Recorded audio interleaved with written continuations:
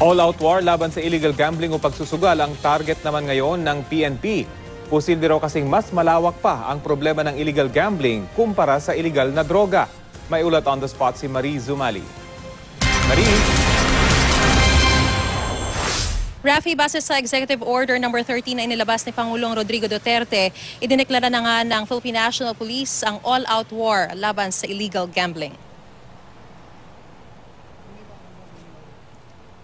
Sa ilalim na naturang utos, itinatalaga ang PNP, NBI at iba pang law enforcement agencies na paigtingin ang kampanya kontra sa pagsusugal. Wala raw patatawarin ang PNP, sabi ni Director General Ronald Bato de la Rosa, kahit pa mga local executives at mga pulis na mapapatunayan sangkot at protektor ng illegal gambling activities dahil maging sila ay matatamaan ng all-out war na ito. Hindi naman daw magiging madugo kung ihahalin tulad sa kampanya nila kontra droga dahil iba naman daw ang state of mind ng mga lango sa droga at talagang nanlalaban kumpara sa mga sangkot sa illegal gambling. Inaayos pa ang magiging IRR na Executive Order number 13 pero siguradong mas magiging matindi raw ang parusa.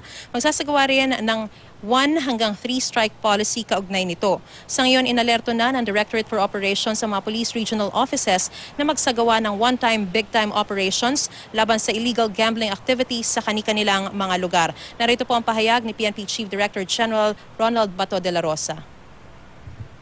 Mas widespread yung gambling kaysa drugs, di ba? Baka sabihin natin, kung ang drugs is ilang percent ba nung barangays ay drug affected? Ha? 92. Kung 92% ng barangays ay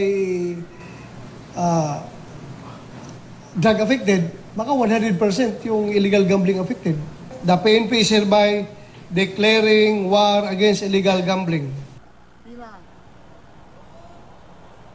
Sa pagpapaigting naman ng pulisya sa kanilang kampanya para linisin ang kanilang hanay laban sa mga pasaway na pulis at mga skalawag, 2 pulis Maynila na kinilalang sina SPO1 Rodito Magluyan at PO3 Roel Candelario, parehong naka-assign sa Police Station 9 ng Manila Police District, nahuli sa aktong pangungutong kahapon ng 3:50 ng madaling araw sa kahabaan ng Quirino Avenue, corner Mother Ignacio Malate, Maynila. Naaresto sila sa isang entrapment operation. Nasa kustudiya na sila ng Counterintelligence Task Force o CITF. Narito naman po ang pahayag ni CITF Chief Senior Superintendent Jose Chiquito Malayo.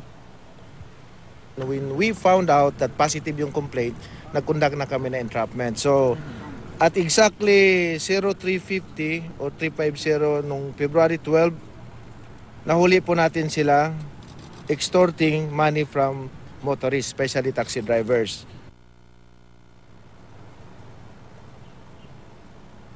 Rafi, umaasa naman si PNP Chief Director General Ronald Bato de la Rosa na matatapos nila yung kampanya sa illegal gambling sa loob ng 6 na buwan. Ito ay kung magko-cooperate daw lahat ng mga stakeholders, particularly magmula dun sa mga financiers hanggang dun sa mga maliliit na sumusugal sa mga kani-kanilang mga lugar. At yan ang pinakasariwang balita mula rito sa Camp Crame. Balik sa iyo, Rafi.